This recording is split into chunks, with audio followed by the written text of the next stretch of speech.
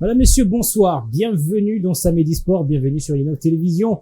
Le plaisir est pour nous de vous présenter ces numéros de ces week-ends. Le rendez-vous pour nous et pour vous également de parler sport, d'analyser sport et d'en dire plus en testant la connaissance de nos invités sur ces plateaux. Et pour ce soir, nous allons parler des deux sujets. Le tout-puissant Mazembe Anglebert qui s'est fait éliminer lors de demi-finale de la Ligue des Champions de la CAF par la nationale Al Ahly. On va parler de cette situation. Le but de Joël Béat qui a été annulé, ça a découragé les Louchois, les Corbeaux, ont finalement perdu sur la marque de 3-0 devant Al Ahly d'Égypte. On va également parler de qui peut remplacer Cédric Bakambu après s'être blessé le week-end dernier face à Séville. Betis Séville qui affrontait, qui recevait son rival, son éternel rival, dans ce que les Espagnols appellent El Grande Derby. Le match a vu Cédric Bakambu quitter l'RDG à la 50e minute après s'être blessé. Mais on va se poser la question de savoir, après cette Coupe d'Afrique des Nations qu'il n'a pas fait de manière brillante, est-ce que Cédric Bakambu sera remplacé par quel joueur? Raison pour laquelle nous avons invité pour vous deux analystes, deux journalistes, deux confrères avec qui nous allons débattre de ces deux sujets ce soir. Vini Mundarika, bonsoir. Bonsoir, papa Joyce. Joyce, Bonsoir. Joyce. Est-ce que vous allez bien? Est-ce que vous vous sentez bien? Ouais, je vais très bien. Je suis très content de retrouver encore la maison. C'est une grande famille et nous sommes là toujours prêts pour décortiquer en ce qui concerne le sport dans notre pays. Ça sera la deuxième fois sur ce plateau? Ouais, la deuxième fois. La première fois, c'était pendant le coup de marteau.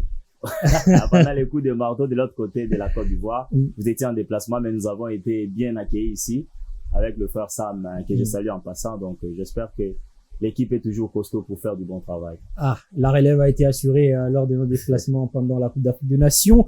Patrick Bouéré, bonsoir. Bonsoir Joyce, bonsoir à Vini, bonsoir également aux amis téléspectateurs de Innov Télévision. Le plaisir est également pour moi de retrouver à vos côtés pour analyser, débriefer sur tous ces deux thématiques que vous avez choisies pour nous aujourd'hui. Et comme Vini, c'est aussi les chiffres 2, la deuxième fois. Vous également. Sur ces plateaux. C'était également avec Sam. Effectivement. Ouais, bon. Effectivement. Ah, Patrick Bouéré et Vini Mundarika.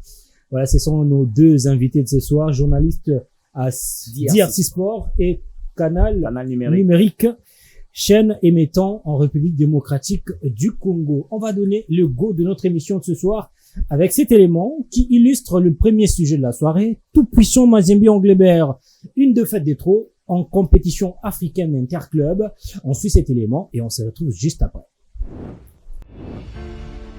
C'était un match important pour les Corbeaux louchois, un match à double enjeu. Face au national Al Ahly, le TP Mazembe jouait sa qualification pour la finale de la Ligue des Champions et sa place à la Coupe du Monde des clubs. 9 ans après sa dernière finale, les hommes de la Ndiaye avaient en face une équipe expérimentée, 6 fois finaliste de la compétition en 10 ans. L'élimination avec humiliation, même si Mazembe n'avait pas démérité, va-t-il servir d'une bonne motivation afin de gagner la Ligue des Champions dans les années à venir? Et réfléchissons. Allez, merci beaucoup. Merci fidèles téléspectateurs. Nous sommes de retour sur ces plateaux de Samedi Sport. Nous allons commencer notre émission de la soirée. Tout puissant Mazembe, interclub de la CAF, une défaite de trop. Mazembe a retrouvé les demi-finales des interclubs de la CAF après plusieurs années. On n'attendait pas voir Mazembe être éliminé à cette étape de la compétition. Surtout que ces qualifiés en finale comptaient beaucoup pour Mazembe parce que ça valait une place en Coupe du Monde. C'est aussi ça. C'est d'abord cette question de la qualification à la Coupe du Monde qui échappe au Corbeau du tout-puissant Mazembe Anglebert. Oui, c'est très douloureux de voir le club être éliminé à cette étape de la compétition après un parcours très louable des joueurs de la Ndiaye qui ont démontré une nette domination, surtout à domicile. Et si on doit analyser par rapport à l'évolution du tout-puissant Mazembe cette saison, on doit faire un pas en arrière, voir comment le club s'est organisé pendant les 5 dernières saisons par rapport à son adversaire du jour qui est le national Al Ahly de l'Égypte. On va partir en termes des chiffres. La dernière participation des Mazembe en demi-finale date de 2019 et alors que la formation du national Al Ahly lors des 5 dernières saisons a joué au moins 5 demi-finales, contrairement au tout-puissant Mazembe qui a joué la demi-finale en 2019, En 2020, c'était une élimination en quart de finale. Il y avait une régression, une descente aux enfers, si vous le voulez, pour la formation du tout-puissant Mazembe par rapport à son adversaire qui était en train d'évoluer et de gagner. D'ailleurs, je le disais, 3 titres remportés pendant les 5 dernières saisons pour la formation d'Al-Ali. Sur le plan psychologique et en termes d'organisation, il n'y avait pas photo par rapport au tout-puissant Mazembe Englebert. Mazembe, il n'y avait que l'histoire, son histoire qui jouait, qui pesait par rapport à la formation de Al-Ali. Mais maintenant, si on doit entrer dans le vif en termes d'analyse, Mazembe a pêché tout d'abord par rapport à la rencontre aller à domicile, parce que le plus important lorsqu'on veut jouer une formation de Al-Ali qui est intraitable à domicile du côté du stade national des Caire, faut à tout prix commencer par mieux évoluer à domicile, faut commencer par mieux gagner à domicile. C'est que le tout-puissant Mazembe n'a pas su faire, Mazembe n'a pas su marquer d'abord à domicile. Aller espérer gagner du côté du cœur, c'était pour moi vraiment très très difficile.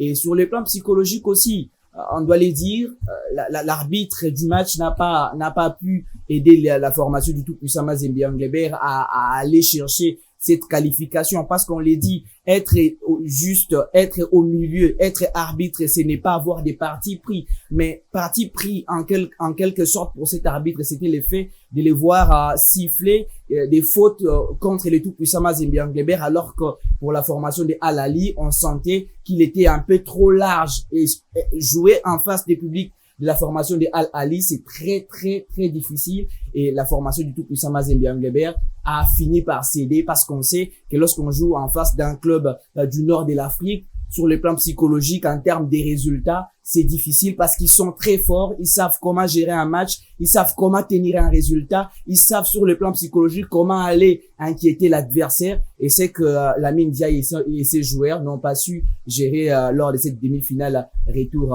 de la Ligue des Champions de la CAF. Demi-finale retour de la Ligue des Champions de la CAF que Mazembe loupe, on va dire in extremis, parce que Mazembe a commencé par marquer ses buts annulés par l'arbitre à travers la VAR, fait objet aujourd'hui des grands débats. Est-ce qu'il y avait touche, est-ce qu'il n'y avait pas touche, mais on reconnaît quand même que ces buts allaient apporter du tonus à l'équipe de Mazembe. Peut-être le résultat à la fin n'allait pas être le même. Vraiment, ça c'est sûr, c'est que vous avez dit par rapport à la VAR. Même quand nous regardons du point de vue international, la VAR pose toujours problème. Bon, ce sont des technologies que les gens ont inventées. Il ne manque pas des imperfections. Mais sauf que je vais d'abord faire un marche en arrière par rapport au bilan de Mazembe. Mazembe qui a eu à recruter plusieurs entraîneurs au souci de voir leur équipe rehausser les niveaux. Il y a déjà 5 ans que Mazembe n'a pas franchi cette étape de la demi-finale. Mais l'arrivée de Lamine Ndiaye, nous avons constaté qu'il a amené d'abord la rigueur, les disciplines aussi. Il a imposé ses tactiques, ses choix étaient très bien faits parce qu'il a trouvé une équipe, une ossature que lui n'a pas recrutée. Mais il a hérité d'une ossature que quelqu'un a fait le travail. Mais lui, bon, c'est pas quelqu'un a fait le travail. Il est arrivé. Bah non, on va pas dire ça aussi parce que la politique de Mazembe, c'est la coordination qui recrute. Il met à votre disposition, vous devez travailler avec le joueur. À son arrivée, il a trouvé une équipe et puis on a renforcé l'effectif avec qui il a évolué toute la saison. Vraiment. Mais l'entraîneur aussi propose des joueurs avec qui il va évoluer. Exactement. Donc, Lamine Ndiaye a bâti un travail des titans. Déjà, dès son arrivée, il était venu avec une mission de faire asseoir l'équipe, de mettre vraiment un cadre pour faire avancer l'équipe. Mais lui, il est arrivé jusqu'en demi-finale. Moi, je ne dirais pas que c'est un résultat décevant, mais c'est juste un bonus. Parce que quand on dit l'abondance des biens ne nuit jamais, il a fait rêver les Anglebertois pour dire que les Anglebertois rêvaient déjà d'arriver en finale. Au moment où la demi-finale, c'était juste une surprise agréable pour les tout-puissants Mazembe. Mais ce que j'ai constaté au sein de l'équipe, les joueurs ont grandi en maturité. Et vous voyez que les joueurs développent du bon football, même ils se créent des occasions. Les occasions étaient là au rendez-vous, sauf que le manque d'expérience des joueurs comme Oscar Kabouit a payé cash. Même au match aller, vous avez vu qu'il a loupé beaucoup d'occasions. Même au niveau de l'Angola, il a loupé beaucoup d'occasions. C'est ce qui a fait que les joueurs, l'équipe de Mazembe n'arrive pas vraiment à franchir cette cape. Mais par rapport aussi à l'arbitrage, moi je ne dirais pas que l'arbitre était fautif. Déjà, quand on joue comme notre frère Patrick a dit, quand on joue déjà face aux Nord-Africains, il faut déjà se préparer psychologiquement parce que ce sont des gens qui jouent à tout pour le tout et leur public était présent. Et l'influence du public peut aussi influencer l'arbitre, peut aussi influencer les décisions des arbitres s'il n'est pas préparé. Vous voyez un peu, donc, moi, je dirais que le match s'est bien passé. Le premier mi-temps, l'équipe de Mazembe a bien joué sa partie avec un gardien Badara qui était fort et présent. Mais arrivé déjà en deuxième mi-temps, il a perdu ses nerfs. Déjà, quand on a annulé ses buts, il fallait que Mazembe reste sur cette lancée pour pouvoir enfoncer encore le clou. Mais hélas, Mazembe a lâché par rapport au manque d'expérience et du coup, ils ont encaissé 3 buts. Mais moi, je ne dirais pas que c'est quelque chose à regretter trop parce que lui-même, même le chairman Moïse Katumbi, il a reconnu que le tout puissant Mazembe a fait un grand travail. Il a encouragé son équipe. Bien que le coach Lamine Ndiaye, dans son conférence d'après-match, il a fustigé l'arbitrage. Il a dit que l'arbitrage... on va dire que le coach Lamine Ndiaye a posé des bonnes bases. À entendre Moïse Katumbi, il a dit que la saison prochaine, ça sera la saison décisive. Il faut que Mazembe remporte la Ligue des Champions. Puisque là, déjà, la qualification est acquise au niveau national. Mazembe s'approche, se dirige vers les titres de la Ligue nationale de football.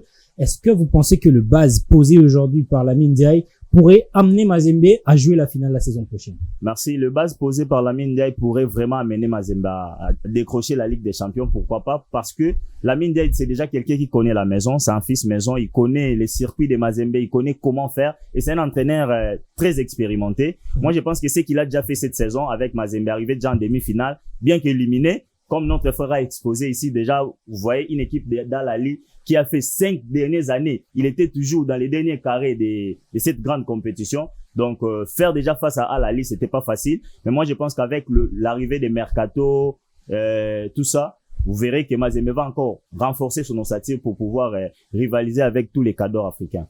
Mazembe face à Al-Ahly, ça veut dire que le favori était déjà connu d'avance. Al-Ahly, puisqu'il jouait aussi le match retour à la maison. Mais on va pas aussi s'attarder sur l'arbitrage. Oui, bien sûr, on peut parler de l'arbitrage, mais à un certain moment, on doit les savoir. C'est l'expérience. En Afrique, à un certain moment, on se disait, le football n'était pas encore évolué, mais actuellement, c'est très difficile, puisque si on doit également jeter un œil par rapport à l'autre demi-finale, la formation de l'Espérance de Tunis est allée s'imposer sur la pelouse des Mamelodi Sundowns. Pour autant dire que le football africain est devenu de plus en plus très dur, surtout dans les derniers carrés des compétitions telles que la Ligue des Champions, ça paye cash. Et le tout-puissant Mazembe Anglebert a aussi payé par rapport à l'inexpérience, par rapport à l'inexpérience des joueurs, comme l'a dit les confrères en face. Si on doit analyser l'effectif du tout-puissant Mazembe Anglebert par rapport à l'effectif de la formation de Al-Ahly, il n'y a pas photo en termes d'expérience pour les dernières années. Même donc la formation du tout-puissant Mazembe Anglebert, comme l'a dit le chairman Moïse Katumbi, doit encore rester focus la saison prochaine. Et moi, je suis inquiet par rapport à la sanction infligée au tout-puissant Mazembe Anglebert par la FIFA. Interdiction des recrutements. Je sais pas si la saison prochaine, Mazembe aura quand même à injecter du sang neuf dans cet effectif pour aller chercher à conquérir encore l'Afrique, parce que il y aura la compétition, la Super Ligue africaine qui est en train d'être promue comme première compétition des clubs en Afrique. Il y aura également la Ligue des Champions.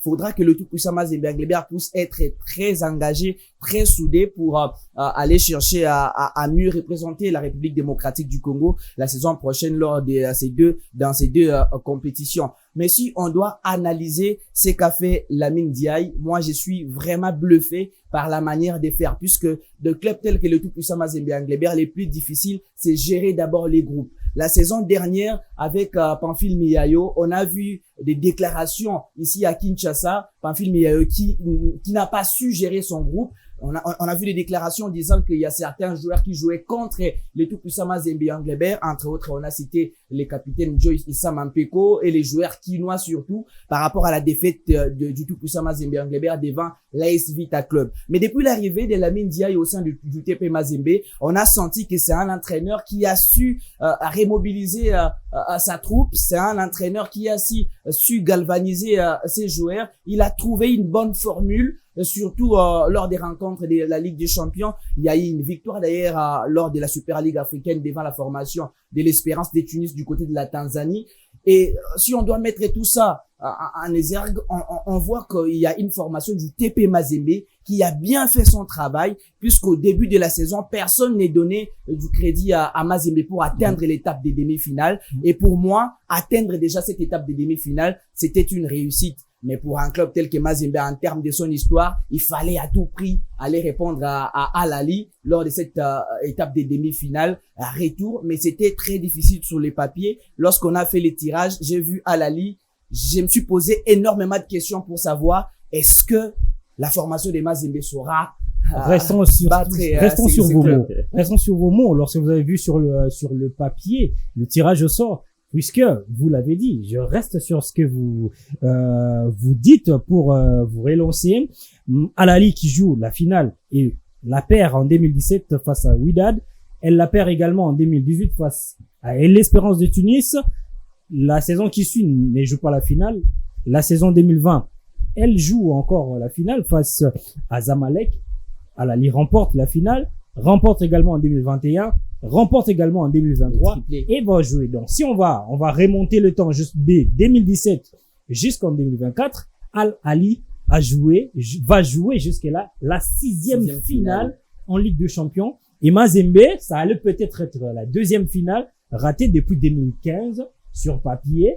Mazembe avait perdu d'avance. Et sur papier, Mazembe était perdu d'avance. En termes, moi, je les répète encore, en termes des qualités d'effectifs, parce que vous savez, aujourd'hui, l'Égypte compte beaucoup plus par rapport aux joueurs évoluant du côté des Al Ahly ainsi que du côté des Zamalek. Je vais épingler également une chose. Vous avez un attaquant tel que Anthony Modeste, qui a longtemps évolué du côté du championnat allemand avec la formation du FC Köln. Accepter venir jouer du côté des Al Ahly, c'est qu'on a une très bonne politique, c'est que c'est un club qui est respecté sur le plan continental, c'est un club qui a une histoire incroyable, on peut même considérer comme les Real Madrid d'Afrique, en termes de titres, en termes d'histoire, en termes d'état d'esprit. Parce que moi j'étais inquiet sur le plan qualité de l'effectif, Mazembe et la formation des Al Ahly. Mais Mazembe a vraiment pêché par rapport au match aller. Parce qu'à domicile, Mazembe avait quand même la chance de marquer au moins 3 buts. Cette rencontre-là, Mazembe a dominé du début jusqu'à la fin. Mais malheureusement pour les hommes de Lamine Ndiaye, moi, lorsque j'ai vu simplement ces matchs nuls au match aller, je me disais, ce serait difficile d'aller chercher un résultat au match retour. L'exploit réalisé devant la formation de l'Atlético Petroleos, Atlético Petro de Luanda lors de l'étape des quarts de finale, c'était aussi difficile parce que Mazembe a marqué lors des 5 dernières minutes de la rencontre. Pour autant dire que ce n'était pas non plus une mince affaire pour le club de Lubumbashi, mais ils ont quand même su réaliser cet exploit-là. Mais en tout cas, Al Ahly était très fort. On peut parler de l'arbitrage, on peut dire tout ce qu'on veut, mais si on doit regarder l'intégralité de cette rencontre-là, Al Ahly a mérité sa qualification. On va dire que Al Ahly a maintenu sa force au niveau international. Mazembe n'a pas su se maintenir au niveau international. Bon, moi, je ne vais pas aller dans cette logique. Mazembe, c'est une grande équipe. Al Ahly également. Mais sauf que ce qui a beaucoup plus joué sur la balance, c'est la qualité de l'effectif. Ce qui a joué, c'est la qualité de l'effectif parce que quand vous regardez Al Ahly a des joueurs comme mon frère a souligné, qui vient de l'Allemagne. Il y a aussi Percy Tau qui a fait la CAN avec l'Afrique du Sud, c'est-à-dire il était même le métronome à jouer du côté des Sud-Africains. Donc, vous voyez que en termes de qualité de l'effectif, Al Ahly répondait présent. Maintenant, ce qui restait à Mazembe, c'était seulement avoir un état d'esprit fort. Avoir un mental très fort pour pouvoir booster et bousculer Al Ahly. Mais moi, je pense que le but refusé de Mazembe a fait que le tout-puissant Mazembe perd ses pédales et ils ont vraiment perdu leurs pédales jusqu'à ce qu'ils puissent encaisser 3 buts. Ben, moi, je dirais 3 buts bêtement parce que le gardien était déconcentré et à mon avis, il était même touché, mais il a forcé pour finir le match et c'est ce qui a payé vraiment cash. Mais moi, je pense que les chances étaient 50-50 parce que actuellement, même au niveau africain, au niveau européen, les chances sont toujours égales parce que le football moderne, c'est le football qui se joue sur terrain et non sur papier. Donc moi, je pense que les statistiques, tout ça, oui, ça reste les histoires, mais sur terrain, l'équipe peut répondre différemment. C'est important aussi, c'est basé sur les analyses, les statistiques pour préparer un match. C'est important également. Ouais, c'est important, mais moi, je dirais tout dépend de l'état d'esprit avec lequel vous entrez sur terrain. Si vous êtes déterminé à remporter un match, eh ben, vous allez les remporter. Les stats, oui, mais on peut aussi briser une malédiction qui date de longtemps. Voilà. Ok, merci beaucoup, cher Vini Moundarika. On va évoluer petit à petit avec notre émission. Ça sent déjà que ça part très bien avec nos deux analystes sur le plateau. On va parler de l'expérience de des équipes. du côté de Al Ahly, on a des joueurs qui ont remporté plusieurs trophées quand même, comme Percy Tau, qui a évolué, qui a remporté d'abord la Ligue des Champions avec le Mamelodi, et puis s'est exilé en Europe. Il est revenu avec Al Ahly. Il va jouer sa 3e finale, si en tout cas je ne me trompe pas. Il y a des joueurs comme Karaba, qui est aussi un meilleur joueur évolué en Afrique la saison dernière. Voilà, un joueur très expérimenté. Mais par contre, du côté TP Mazembe, il y a 2 joueurs, on va dire aussi expérimentés, comme Philippe Kinzumbi ou encore Joël Béa. Mais Joël Béa, qui lors de ces 2 dernières saisons, n'a pas eu assez de temps de jeu. En termes de haut niveau, on cite Joël Béa. Bon, bien sûr, on peut le dire parce que c'est parmi les hommes forts du Mazembe cette saison. Mais sur le plan continental, en termes des rencontres et des hauts niveaux, demi-finale, finale de la Ligue des Champions de la CAF, ni Joël Béa, ni Philippe Kinzumbi n'a goûté à ces rencontres-là. Contrairement, vous avez bien cité, d'ailleurs, à Percy Tau, qui a évolué en Europe, qui a évolué du côté du championnat belge avant de revenir en Afrique du Sud jouer avec l'équipe des Mamelodi Sundowns. Vous avez, j'ai parlé d'Anthony Modeste, on parle également des Karaba, qui a été meilleur joueur évolué en Afrique la saison dernière.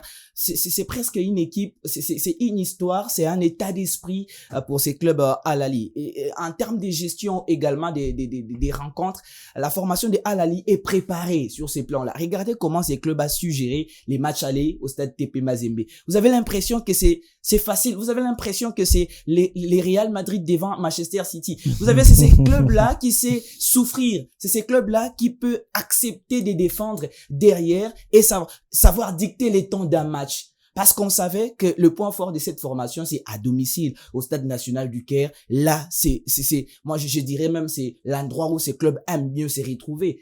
Et faire un match nul au match aller, c'était déjà très mal parti pour la formation du TP Mazembe sur le plan de l'expérience. En tout cas, il n'y avait pas photo si on doit tenir compte de la qualité de l'effectif départ et d'autres. Mazembe avait des Oscar Kabouit, Mazembe avait des joueurs tels que les Philippe Traoré qui revient derrière de la formation du CS Don Bosco qui est en train de monter en puissance. Vous avez Ali Badara, oui, bien sûr, qui a joué avec la formation, la sélection sénégalaise du côté du championnat d'Afrique des Nations. Mais en termes de haut niveau, il n'y a pas photo entre Al Ahly et les tout-puissants Mazembe. Ils apprennent encore, ces jeunes. Oui, bien sûr. On peut attendre Mazembe remporter la Ligue des Champions après combien d'années? Faudra maintenant. Le président de Mazembe parie pour la saison prochaine. Faudra maintenant commencer par garder cet effectif parce qu'on sait que le point faible des clubs congolais, c'est savoir contenir ses bons joueurs. Au moment où on les dit, Mazembe n'arrive plus à rivaliser avec des clubs tels que l'Espérance de Tunis sur les plans financiers parce que quand Espérance propose un contrat à un joueur et les tout-puissants Mazembe Anglebert, il n'y a pas photo. Donc, Mazembe doit être maintenant capable de proposer le même contrat financier. Et même en termes de qualité d'effectif, Mazembe, on va dire que ne fait pas les poids devant des clubs comme Petro, Mamelodi Sundowns. Mais ou encore c'est aussi, ça fait partie sur le plan financier, je l'ai dit. Aujourd'hui, les joueurs évoluant, les joueurs ivoiriens, maliens ou encore sénégalais préféraient venir du côté des Mazembe à l'époque. Pourquoi? Parce que Mazembe proposait des bons contrats. Mazembe sur le plan financier était bien assis. Mais après un certain moment, on a senti que sur le plan financier, même les joueurs évoluant à Mazembe envisageaient sortir à la République démocratique du Congo pour aller évoluer du côté du nord de l'Afrique parce que ces clubs-là avaient compris que pour rivaliser face à Mazembe, il faut commencer par aller chercher les joueurs évoluant à Mazembe pour ramener du côté du nord de l'Afrique. Et les combles, c'est que Mazembe n'arrive pas à aller chercher des joueurs évoluant à Mamelodi Sundowns, évoluant du côté de l'Espérance de Tunis ou du côté du National Al Ahly de l'Égypte. C'est difficile de rivaliser avec un club où on est en difficulté, où on n'arrive pas à aller chercher des joueurs évoluant du côté du nord de l'Afrique. Par contre, ces clubs-là sont capables de venir chercher les joueurs évoluant à Mazembe. Là, il y a vraiment une grosse difficulté. Donc, pour moi, je ne suis pas surpris de voir les présidents du TP Mazembe sortir ces discours pour dire la saison prochaine, on va espérer remporter la Ligue des Champions. Mais il faudra commencer d'abord par garder cet effectif-là avec cet entraîneur Lamine Diaye et chercher à injecter du sang neuf la saison prochaine, 2 ou 3 joueurs expérimentés pour permettre à Lamine Diaye d'aller rivaliser. Regardez Al Ahly en face, regardez Mamelodi Sundowns en face. Ce n'est pas non plus l'investissement parce que en termes d'investissement, c'est que Mamelodi Sundowns est en train de faire en Afrique. Il n'y a pas photo par rapport aux autres clubs. Mais on a vu Mamelodi en difficulté à domicile devant l'Espérance de Tunis. au-delà de l'argent, au-delà de l'investissement, il faudra aussi avoir cet état d'esprit-là qui permettra au club d'aller chercher à remporter la Ligue des Champions. Vous partagez le même point de vue? Ouais, je partage le même point de vue parce que le Mazembe de 2010, c'est pas égal à Mazembe de 2024. Là, donc, Mazembe a vraiment régressé. C'est comme si la construction du stade avait pris tout l'argent de Mazembe. Bon, après 2013, en 2015, Mazembe a remporté la Ligue des Champions. Ouais, Mazembe a remporté la Ligue des Champions. Bon, moi, je pense que Mazembe est redescendu encore. Par rapport à là où on le voyait, Mazembe, il a fait en sorte que les équipes congolaises puissent participer à un grand nombre en Ligue des Champions et à la Confédération. Donc, tout ça, c'était Mazembe. Mais actuellement, Mazembe se retrouve en difficulté financièrement. Et moi, je pense que même qualitativement aussi. En termes de qualité, Mazembe ne se retrouve plus actuellement parce que quand vous regardez même l'académie vraiment ne fournit plus de bons joueurs comme c'était avant. Mais on a la chance en 2024 d'avoir un Oscar Kabouit et un Passia Mwamba qui sont des bons joueurs, mais parfois ils étaient mal utilisés par les sélectionneurs qui ont eu à défiler à Mazembe. Donc moi je pense que le problème de gestion de l'effectif aussi pose problème. Parce qu'actuellement, comme le frère a dit, pour avoir une meilleure équipe, il faut conserver. On l'a vu avec des équipes comme l'AS Vecleb, pour ne pas citer l'AS Vecleb. Ils ont perdu un Tchakei Marouf qui était tout prêt pour convertir des coups de pied arrêtés pour faire gagner l'équipe. Mais actuellement, si vous allez à Mazembe, vous avez du mal à retrouver des joueurs qui sont forts sur coups de pied arrêtés d'abord. Vous avez des difficultés de retrouver des joueurs qu'on appelle les hommes de situation, comme c'était le cas avec Jackson Muleka, Ben Malango, Boanali Samantha. Aujourd'hui, Joël Béa, bon, moi je pense que si on fait jouer Joël Béa dans des compétitions comme la Ligue des Champions, c'est par rapport à son expérience, mais il n'est pas vraiment l'homme de la situation. Parce que même au niveau des championnats nationaux, vous verrez que Joël Béa n'a pas beaucoup de billes que Philippe Traoré qui vient des régions de Mazembe tout à l'heure là. Donc vous voyez que à Mazembe, il manque des joueurs des situations. C'est-à-dire il y a des Philippe Kinzumbi qui sont là, mais sont des joueurs qui sont parfois capricieux, qui ne prennent pas les responsabilités en main dans des moments difficiles. Lorsque l'équipe vraiment peine, on veut voir un joueur comme c'était le cas avec Trésor Mputu. À chaque fois que Mazembe était en difficulté, vous voyez un Trésor Mputu débloquer la situation. Et actuellement, on a du mal à retrouver cet oiseau rare, cette perle rare au niveau de Mazembe. Mazembe, à l'époque, il y avait des solutions partout. La perche qui diaba, voilà. Actuellement, ça pêche, ça dérange. C'est une question de régularité. Parce que ce qu'il dit, Mazembe ne sait pas peut-être où puiser. Ce qu'il dit, c'est important. Quand on parle de Philippe Kinzumbi, c'est un joueur qui n'est pas régulier, au-delà du talent qu'il a, mais c'est un joueur qui n'est pas régulier. Quand on parle d'Oscar Kabouit, ce sont des joueurs qui arrivent à être bons dans un match, mais dans l'autre match, on sent quelques difficultés. Sombre, ouais. Pourtant, à l'époque, on avait des joueurs tels que le Master Renford Kalaba, un joueur très régulier pendant plusieurs années, et ce qui manque aussi au tout-puissant Mazembe Anglebert. Aujourd'hui, Mazembe, moi, je suis quand même content sur le plan financier. Mazembe qui va gagner au moins 1,2 million dollars par rapport à la Lina Foot, c'est au moins 12 saisons si on doit comparer sur le plan financier. Mazembe qui s'est contenté à l'époque de remporter la Ligue nationale de football pour respirer sur le plan financier avec les 1,2 million remportés du côté de la Ligue des Champions. J'espère qu'ils vont utiliser cet argent de la plus belle manière pour permettre à l'équipe de se reconstruire prochainement. Depuis 2007 jusqu'en 2020, le général Amici était président de l'association sportive Vita Club. On a vu que cette formation également avait haussé son niveau au niveau national et international, puisque pendant son règne, Vita a joué 2 fois la finale au niveau des interclubs, en 2015 en Ligue des Champions et en 2018 en Coupe de la Confédération. Plusieurs fois, Vita Club a joué la phase de groupe de cette compétition et on a vu un V-Club de très haut niveau, V-Club qui a rivalisé pendant tous ces temps face à la formation du TP Mazembe. Je dirais, cela a permis aussi à Mazembe d'être un grand club, un club de haut niveau, puisque pendant les 17 ans du général Amici, Mazembe a joué 6 fois les finales au niveau des interclubs de la CAF. Il a remporté 2 Ligues de Champions, 3 Ligues de Champions, 2 Coupes de la Confédération et une Coupe perdue en 2016 ici au stade Kibasa Maïba, stade du tout-puissant Mazembe. Je me souviens encore du but de Ben Rafa, les joueurs tunisiens. Les joueurs de CS Faxien. Voilà. Au stade du TP Mazembe. Mais c'était 6 finales aux interclubs. Ben Youssef. Merci beaucoup, cher Vini.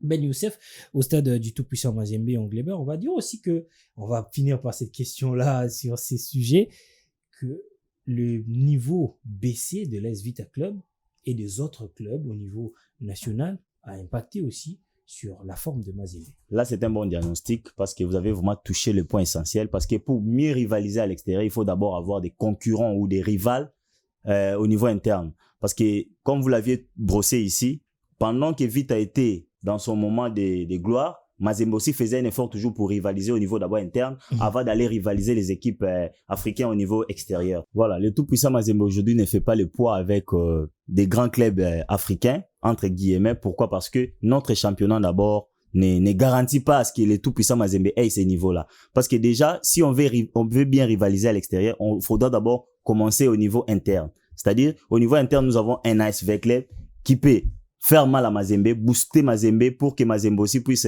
rectifier ses tirs. Vous verrez que des joueurs de Mazembe, ils ont des vacances, mais quand ils savent qu'ils ont un adversaire en face qui est très coriace, ils n'auront pas beaucoup de temps de vacances. C'est-à-dire, ils vont vraiment Il y a aussi travailler. cet aspect, je vous relance, vous allez prendre 30 secondes pour répondre.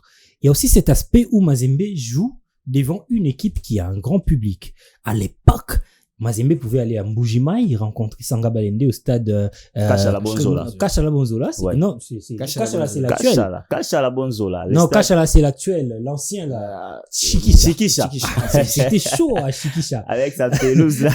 Voilà, c'est chaud à Shikisha. Ou encore, Mazembe qui affrontait Lupopo devant les supporters de Lupopo, ou ici à Kinshasa, lorsque Mazembe devrait affronter Daring, Renaissance, Vita Club, c'était devant un grand public. Cela n'a pas aussi aidé Mazembe avant cette double confrontation face à Al-Ahly, où Mazembe vient jouer à Kinshasa dans un stade vide, alors que ces matchs-là devraient servir d'un sparring partenaire important à Vita Club. Actuellement, les partenariats ne payent pas. C'est pourquoi il n'y a pas beaucoup de sponsors dans notre championnat parce qu'on ne propose pas grand-chose. On ne propose pas grand-chose et en termes d'organisation, d'abord, tout doit commencer par là. On doit commencer d'abord par bien organiser les cadres de notre championnat pour que nous puissions stimuler le partenaire à venir soutenir notre championnat. Mais je pense que Mazembe, de l'époque, ce n'est pas Mazembe d'aujourd'hui. Mazembe de l'époque, c'était un Mazembe avec des joueurs de mental d'acier qui pouvaient se déplacer même en Égypte, faire des résultats et revenir avec fierté, mais haut les mains. Mais actuellement, ces joueurs que nous avons au tout-puissant de Mazembe, ça pose un peu problème. Ce sont des joueurs qui apprennent. Ce sont des joueurs qui apprennent. Il n'y a pas de leader, il n'y a pas il n'y a pas de joueurs comme Kasso Bongandou. Sauf qu'on ne peut pas minimiser aussi la qualité des joueurs que Mazembe ont. À l'occurrence de Keita, l'arrière gauche, l'arrière droite, pardon, du tout puissant Mazembe. C'est un joueur qui est aussi cadre dans sa sélection nationale et on ne peut pas minimiser. Mais moi, je pense qu'il faut un état d'esprit et il faut que Mazembe puisse créer un leader. Parce que si vous n'avez pas de leader naturel dans une équipe, les leaders se créent. On crée toujours les leaders. Merci beaucoup, Vini Mundarika. Mazembe de 2010, c'était quand même un grand Mazembe. Lorsqu'on voit Léopold Bagnac, on voua Joël Kimwaki, on voit des joueurs comme Bedimbenza, Kasusula Kiricho, Miyayo Kazembe, Bedimbenza, Kasungungandu, Alain Kalituka, Patuka Bango. Après, est venu des joueurs comme Eric Bokanga, Lofo Bongeli. C'était des joueurs armés pour jouer de grandes rencontres. Aujourd'hui, peut-être on va parler autre chose avec l'évolution du football. On va prendre le deuxième sujet de la soirée, Léopard, qui pour remplacer Cédric Bakambu, blessé le week-end dernier lors de la rencontre Petit Séville face au FC Séville. On va suivre cet élément et on va se retrouver juste après.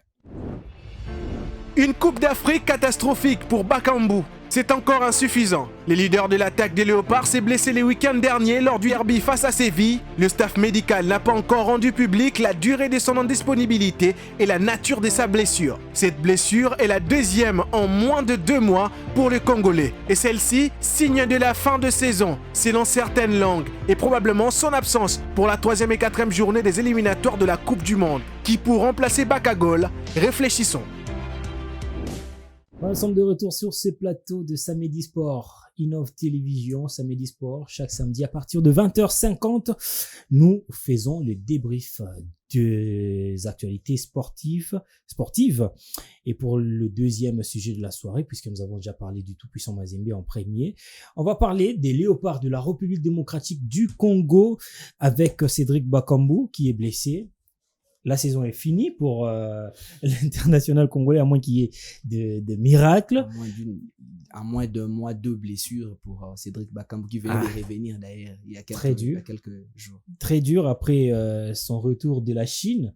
Le gars peine à placer sa tête au niveau de grand de l'Europe. Il a fini meilleur buteur en Grèce, mais bon, la Grèce quand même. Mais on lit son avenir avec l'équipe nationale de la RDC qui va jouer 2 matchs face au Togo et face au Sénégal pour les éliminatoires de la Coupe du Monde. Ça compte beaucoup pour notre pays et surtout pour le président de la République qui veut voir la RDC jouer une phase finale de la Coupe du Monde pendant son mandat. Mais en l'absence de Cédric Bakambu, qui pourra remplacer ces grands gabarits à la tête, en pointe de l'attaque de l'équipe nationale? D'abord, il faut commencer par attester l'importance de Cédric Bakambu au sein de cette sélection des Léopards de la RDC. On parlait d'un leader lorsqu'on évoquait les sujets du TP Mazembe. C'est aussi important dans une sélection d'avoir des joueurs cadres et Cédric Bakambu en fait partie. Et l'absence de Cédric Bakambu, c'est aussi quand même un point faible pour Sébastien Desarbres parce qu'il s'est appuyé sur lui depuis son arrivée. On sent que Cédric Bakambu, par rapport aux autres attaquants des Léopards de la RDC, c'est lui qui a été au moins priorisé par rapport à Banzaé, à Fiston Maël et Kalala. Donc, l'absence de Cédric Bakambu, c'est aussi quand même une petite inquiétude. Mais pour moi, personnellement, si j'analyse les performances de Cédric Bakambu depuis un moment, je me dis, si j'étais le sélectionneur des Léopards, je n'allais pas remplacer Cédric Bakambu parce que, pour moi, j'estime que Simon Banza et l'attaquant de Pyramide, Fiston Maël et Kalala, ces deux-là peuvent nous donner. Et il y a plein d'autres attaquants. Effectivement, je vais proposer des noms. Je vais proposer des noms peut-être pour pallier à l'absence de Cédric Bakambu. Mais actuellement, si on doit d'abord analyser l'effectif des Léopards, je pense que Simon Banza, avec ses 23 buts marqués cette saison du côté du championnat portugais avec la formation des Braga, et si on prend également Fiston Maël et Kalala qui, lorsqu'il joue avec les Léopards de la RDC, se montre toujours très décisif, je me dis que la RDC a déjà 2 bons éléments. Maintenant, parce que les sujets, c'est savoir qui faut-il remplacer Cédric Bakambu par rapport à cette par rapport à ces 2 rencontres des éliminatoires de la Coupe du Monde. Je vais commencer d'abord par dire, si on a besoin de remplacer Bakambu, il faut un joueur qui n'a jamais joué avec les Léopards de la RDC. Et on parle d'un certain Jean-Philippe Maté Itadi Crystal Palace qui est en pleine discussion avec Vous pensez qu'il pourra faire bien le sûr, poids? Bien sûr, il pourra supporter la pression. C'est un attaquant qui est en pleine, qui est en train de monter en puissance du côté du championnat anglais avec Crystal Palace cette saison. C'est d'ailleurs depuis les départs de Christian Benteke, c'est l'attaquant qui a réussi à marquer 10 buts avec Crystal Palace au cours d'une saison en championnat anglais. Il est en train de monter en puissance et sa palette, moi personnellement, je suis ébloui par rapport à ce qu'il propose avec la formation des Crystal Palace. Et si on doit aussi chercher à remplacer Cédric Bakambu, il y a Ben Malangongita. Pour moi, qui est aussi irrégulier en termes de buts. Qui n'est pas, mais si on doit parler en termes on veut remplacer un avant-centre, on veut remplacer un buteur. Mais la personne qu'on veut remplacer, Cédric Bakambu, depuis la reprise de la CAN n'a marqué qu'un seul but. On doit se le dire. Depuis un moment, Bakambu ne marque presque plus. Avec les Léopards à la CAN, il n'a pas marqué des buts. Et avec la formation de Betis Séville, il n'a marqué qu'un seul but. Donc, on parle des profils. Et moi, j'ai toujours été satisfait de ce que Ben Malango a donné avec les Léopards de la RDC. D'ailleurs, avant la Coupe d'Afrique des Nations, il nous a laissé avec un souvenir merveilleux devant les Lions de l'Atlas du Maroc lors de la rencontre retour des éliminatoires de la Coupe du Monde où on a perdu 4-1 du côté du stade Mohamed V du Maroc. Il a marqué un but spectaculaire dont lui seul a le secret. Donc je me dis que Ben Malango cette saison, c'est 28 matchs pour 6 buts. Il a fait 4 mois sans marquer. Son dernier but remonté au 28 décembre 2023 et il a marqué tout récemment son récent but face à Al Duhal. Il évolue au sein de Qatar Sporting Club. C'était hier d'ailleurs qu'il avait, plutôt, je dis pas hier, c'était le dimanche dernier qu'il a marqué son dernier but. Mais l'écart entre les 2 buts, c'est 4 mois. Mon frère, on va compter sur un joueur comme ça. On parle des blessures. Il faut le savoir, Ben Malango revient également d'une période difficile en termes de blessures. Il faut commencer à récupérer ses moyens physiques. Et on l'a dit, il n'a pas beaucoup marqué. C'est le même cas avec Cédric Bakambu qui n'a pas non plus marqué. Moi, maintenant, j'étais en train de réfléchir rapidement par rapport aux attaquants évoluant en Ligue nationale de football. Parce que là, je voyais plus les attaquants évoluant à l'extérieur du pays. Mais vous voyez un attaquant ici, à la Ligne Foot? Non. Citez-nous. Pourquoi j'ai proposé j'ai proposé Ben Malango, pourquoi j'ai proposé Jean-Philippe Mateta? Je voulais partir pour vous dire qu'en termes d'analyse ici en République démocratique du Congo, j'ai cherché, j'ai fouillé, j'ai pas trouvé un attaquant à l'époque. On avait la possibilité de chercher en Ligue nationale de football pour avoir un attaquant pour pallier à des situations pareilles. Mais actuellement, on n'a pas cet attaquant-là qui peut donner à Sébastien Desarbres la possibilité de remplacer Cédric Bakambu. C'est de cette façon que je dis, on a Jean-Philippe Mateta. Si on réussissait simplement à les convaincre de venir jouer avec les Léopards, je pense que c'est le choix idéal.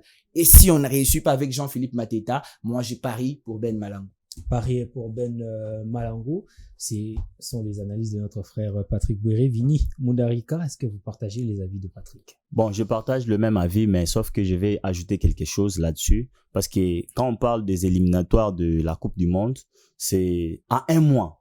Nous ne sommes pas à plusieurs mois, mais nous sommes à un mois. Donc, il faut déjà trouver des solutions idoines pour pouvoir pallier à l'absence de Cédric Bakambu. Cédric Bakambu qui traverse des moments très difficiles. Je rappelle déjà qu'en Liga, il a joué 4 matchs, dont il a été 2 fois titulaire et il a marqué un but. Et il a joué un match aussi du côté des Conference League.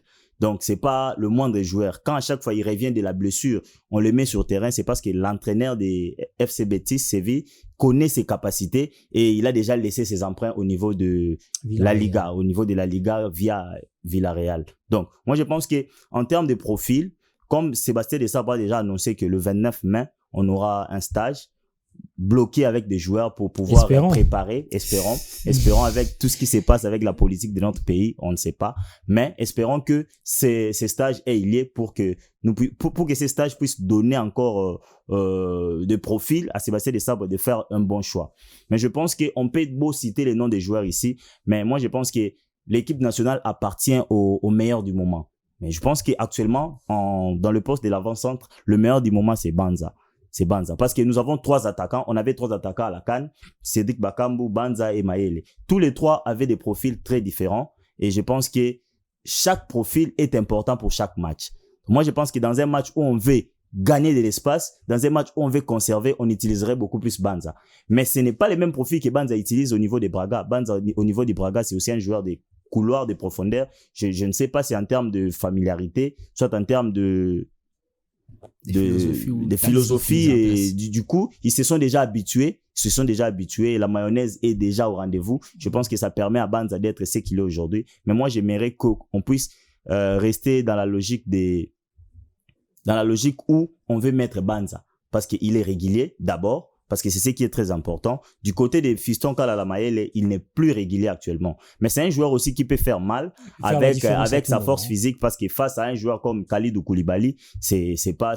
Il y a de l'expérience. Il a de l'expérience, il a la gabarit, il a la l'intelligence. Voilà. Il y a tout. C'est un joueur à la taille mondiale. Il faudrait des attaquants à la taille mondiale. Voilà. L'État, par exemple, mais bon, il n'a pas encore évolué. Le processus pouvait prendre beaucoup de temps. Vous voyez un peu avec, on s'est plaint avec Stéphane Mavidi qui nous éblouit aussi au niveau des ligues, des championships, qui va monter la saison prochaine en ligue, avec Leicester. Avec Leicester, voilà. Donc, c'est un joueur qui nous éblouit, mais ce qui pose problème, c'est les problèmes administratifs. On sait comment les problèmes administratifs prennent du temps dans notre pays. Donc, on prie les bons dieux que ces problèmes-là puissent s'arranger au plus vite que possible pour que nous puissions récupérer ces joueurs-là. Parce que dans le poste de l'avant-centre, on ne peut pas seulement parler de remplacer Cédric Bakambu, mais ça dépendra du système que l'entraîneur va mettre en place. Okay. Vous voyez? Il y a aussi des systèmes qui peuvent permettre à Yohan Wissa, qui est pour moi le meilleur joueur du mois d'avril, du côté des Léopards. On peut aussi l'utiliser comme un avant-centre, pourquoi pas. Merci beaucoup, Vini Mundarika.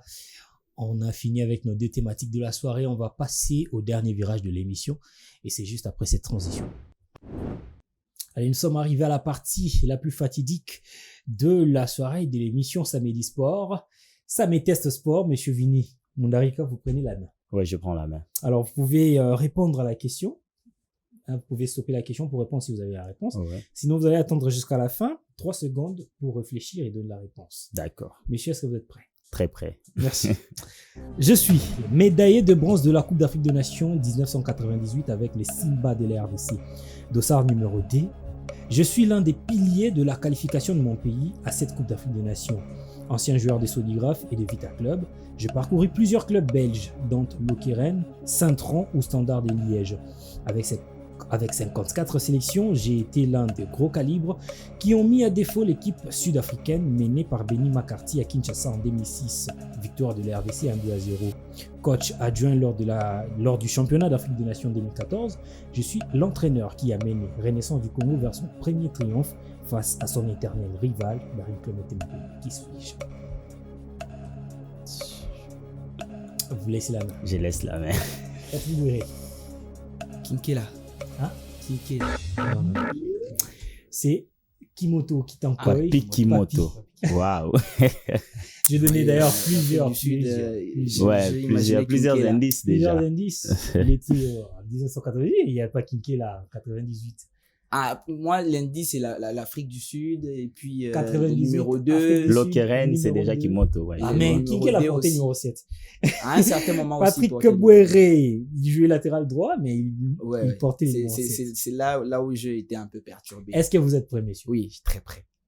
Je suis l'un des grands dirigeants du club de foot à Kinshasa, président de l'équipe qui a révélé plusieurs talents et ayant fait la force de plusieurs grands clubs du pays et d'Afrique. Mbalamuta Biscott, Inasawa Runo, Moudikama, Magola, Bangala Litombo sont passés entre mes mains, sans oublier Trésor Dibulana, Chiko Ikanga et Bissio Yeli, le super champion de Kinshasa en 2010, devant le Grand V Club sur le score de 3-2, une remontada qu'on ne va jamais oublier. Qui suis-je? Ok. Quand même, je réponds malgré que vous avez déjà perdu. Je suis l'un des grands dirigeants, il n'y a pas Kassongongandu, c'est le président Pati Mongomba, dit président Pacheli, président du FC Lestar de Kinshasa. Je citais plusieurs noms. Scott Bala, Inasawa, Ngoudikama, Magola, Bangala, Litombo. Parmi les présidents, en fait, qui ont façonné des joueurs, on parle de Moké. À un certain moment, j'ai imaginé Il y a d'ailleurs, j'ai cité Ngoudikama, Magola, c'est des joueurs de l'Estar. Président Pacheli, on l'appelait comme ça, il est malheureusement décédé, l'un des grands dirigeants du football à Kinshasa. Personnel. On passe, monsieur Patrick Bouéré. Monsieur Vini Mundarika. Excusez, Okay. Vini Mundarika. D'accord. Vous passez très bien votre baptême de feu dans Samy Test Sport. Vous êtes prêts? Ouais, jusque-là, ça va.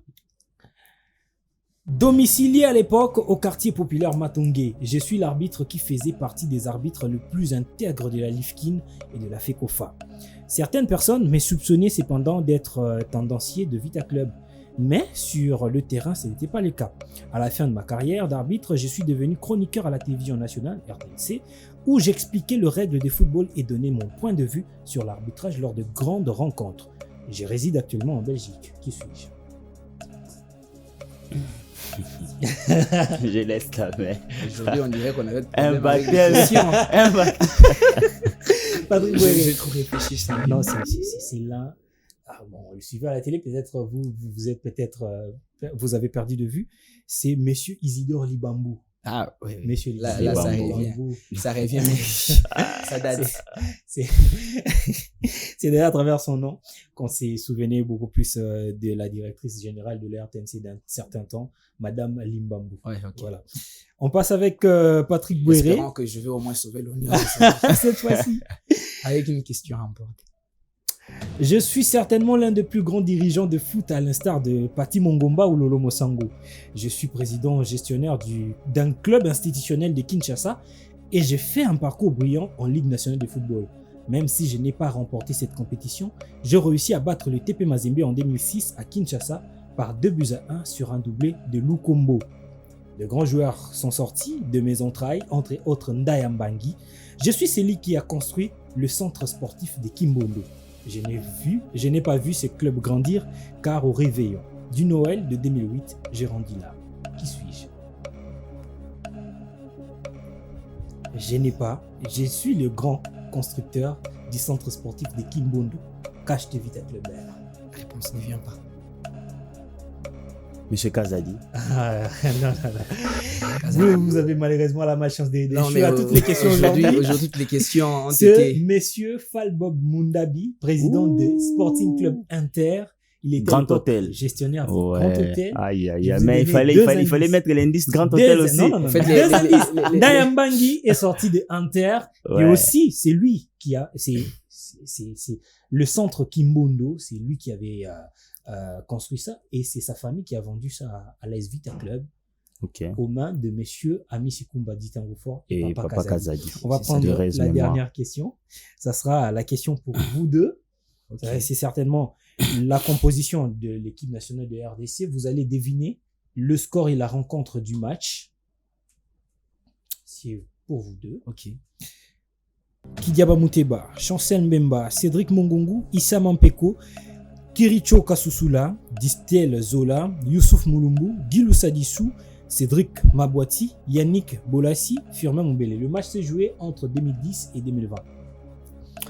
Comme remplaçant de ces matchs, Le Mamabidi, Jérémy Bokila et Louvumbu Nzinga.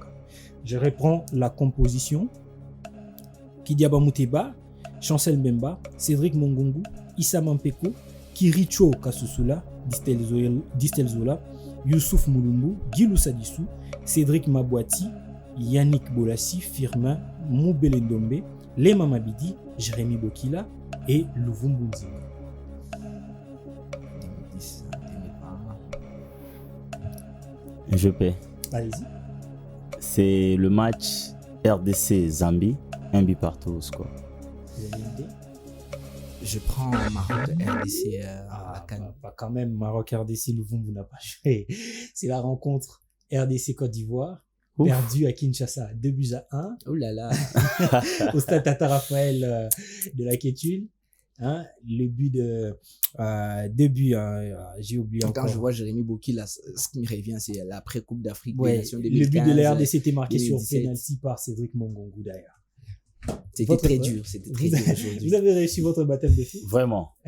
On espère qu'à la prochaine fois, on va se préparer. on va se Alors, nous préparer. étions très De la plus contents belle de vous manière. recevoir ce soir, Le messieurs. plaisir est partagé. Merci beaucoup d'être là. Merci à vous aussi, fidèles téléspectateurs, de rester accrochés à notre programme de la soirée. Nous sommes très contents de savoir que vous étiez nombreux à rester scotchés devant nos analyses. On se retrouve la semaine prochaine avec le même plaisir pour un tout nouveau numéro. D'ici là, portez-vous bien. Ciao.